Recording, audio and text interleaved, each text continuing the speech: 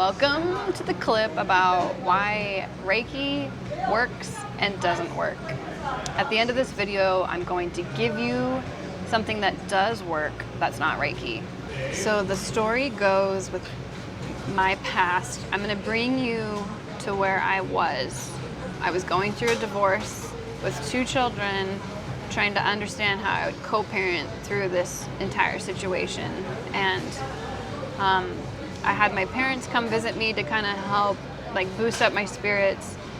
And after they left, I asked them if they could take a picture of me, head to toe, because I had registered for a Reiki class to become a Reiki Master. I was interested in the concept of Reiki. It sounded very fascinating, and I went online and saw it talked about chakras, and I'm like, oh damn, what are chakras? That sounds interesting.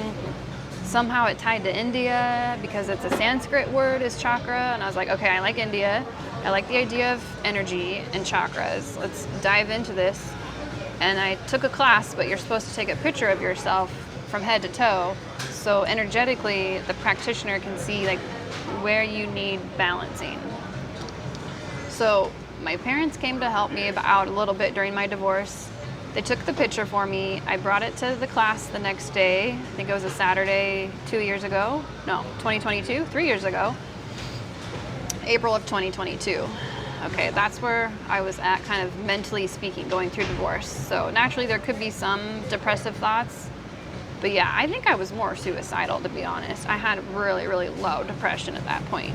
Even though I had 2 beautiful children and I had a soon-to-be ex-husband that was amicably wanting to divorce. So it wasn't as bad as it could have been. But I sought out Reiki because I knew I needed help, but I just didn't know what I needed help with.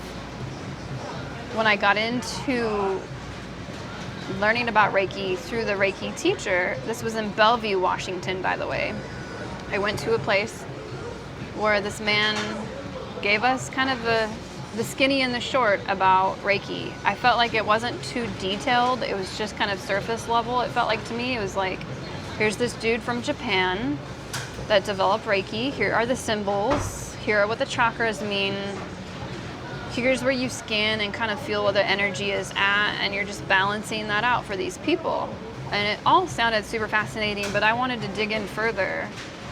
Like, okay, why are we even balancing? Why are they off balance? And little did I realize, girl, I was depressed to myself. I wasn't acknowledging that for myself.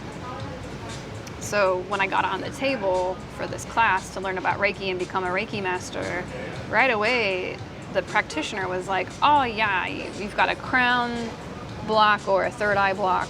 And I was astounded. I'm like, a block? What the heck does that mean? So they don't really go into detail about what blocks mean. It could mean that energetically you're tied to someone else and that's why you have a block. That still didn't really make sense to me.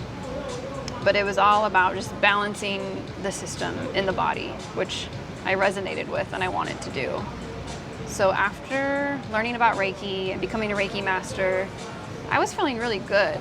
But after the class, I would say 1 to 2 weeks afterwards, my symptoms came back. And I realized later that, okay, Reiki does work, but it doesn't at the same time. And for me, it was a consistency thing. The frequency of feeling low kind of hangs in there. It wasn't going away. I didn't know how to shift my frequency to stay consistently at a level where I'm more in harmony. Reiki's not teaching the person on the table how to be in harmony within yourself. They're not showing how to be consistently proud of yourself or feeling powerful. Pride and power in yourself needs to be consistent. So Reiki really didn't work for me. Long term, it didn't work. Short term, yes, I finally felt more unconditional love from the Reiki Master himself and other people that were working on me. And as a massage therapist, I was incorporating Reiki into my massage sessions, but it still felt like I wasn't resonating with Reiki. and that it would be helping people long term. And kind of feeling like I wanted to be guided to something else, I found pranic healing, but it ended up being the same sort of thing. Yes, they talk about energy, but then they started talking about energetic cords that you need to cut. And I'm like, well, that sounds kind of invasive. The trees. That's what did it for me. How I started communicating with trees felt like a slow build, and then all of a sudden it went up a mountain. So when I was at the height of my depression, I heard a voice say, just go run out into nature, go out into the backyard and just get lost in the woods. I lived near a home that had like 8 acres of a wooded area.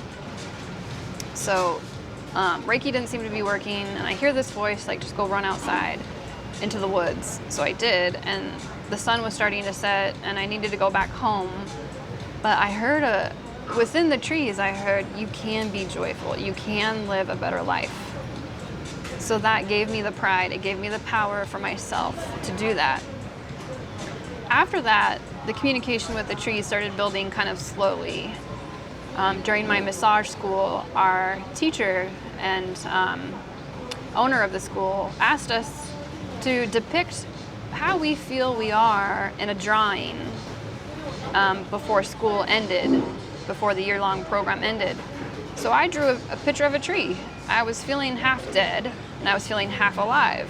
So I literally drew a tree straight up where one side of the tree was dead and one side of the tree was living. That's how I was feeling, like that's what I was during my separation, divorce. So I'm drawing this tree and I'm doing like circles around the leaves that are growing, and I feel like I'm gonna acknowledge the part that didn't serve me anymore as dead, but I'm gonna grow where I know there's life. Then literally a week later, I'm in Sedona. I'm with a guide who's showing us around the big red rocks. We turn a corner and there's the tree that I drew. It was literally a half dead coastal redwood tree and the other half was growing. The guide encouraged us to go communicate with the trees.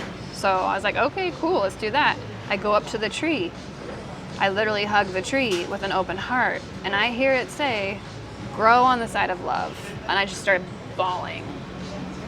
But at that point, I didn't really think like, oh, I'm a tree channeler, or I'm connecting to the tree in some metaphysical way. I still hadn't quite registered that in my head.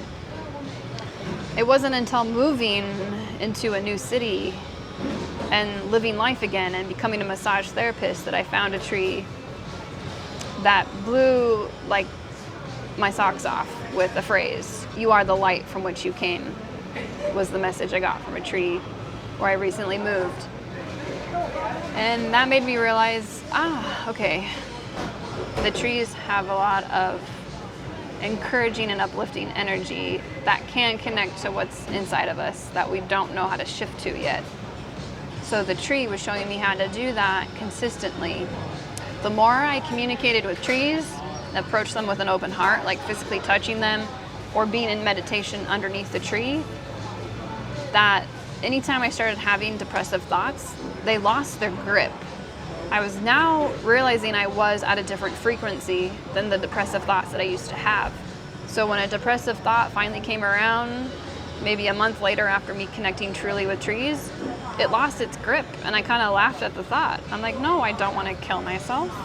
That's silly. I have a new frequency now, and that was because of the trees. Everyone knows what trees are. Yeah, great. But tree channeling is the way to get yourself to consistently feel your own pride, your own power, your own vibration, your own soul energy. The trees are in your backyard. They're on the sidewalk. When I approached a tree with an open heart, I started enhancing psychic abilities. I started getting downloads. I started envisioning more in my third eye. I started feeling things that I had never felt before. I wasn't on mushrooms. I wasn't on weed. I wasn't doing ayahuasca. The trees are free. The trees are growing with the unconditional love of feeling your pride and power for yourself. So this message is for someone who has something that they know is keeping them from living a happier life. Maybe you're interested in Reiki. I'm not saying don't go do it. It will probably work temporarily. Heck, there are miracles, okay? I'm not going to discredit it. But tree channeling is where it's at. You approach a tree with an open heart, leave your worries at the doorstep, and you're going to be very surprised about what you start to feel. Reiki only goes over chakras, and only 7. Why is that? I always wondered. Because there's chakras every freaking cell in your body. They accumulate in your fingertips, they accumulate in your toes. There's, of course, 7 main ones, but there's way more than that. There's also what's called vortices. It's the energy that you're giving out in life. Chakras are the energy that you're allowing to receive in life. So Reiki was kind of missing that really important part of life, is what you're putting out or what you're allowing to get in. The trees help you align with your vortices so that you can see your higher self, so you can be in touch with your higher mind and your soul energy. This message is to encourage you to step into the power of the tree, because it's going to show you your own pride and your own power. I have other videos on how to connect to the trees, and I would love to make more content about that, because tree channeling is kind of new. I mean, people talk about the power of the tree, but how to actually connect to it might seem new to some people. But it will open up your heart chakra. It will help you live a better life. You're going to feel the constant flow of unconditional love from the tree. And it's a frequency that you can shift to for yourself. So, please like and subscribe if you liked this story and a little bit about myself and how to tree channel. Connect to a tree. Let me know how it goes. And thank you for watching. I still talked a lot, like really fast. I still talked fast.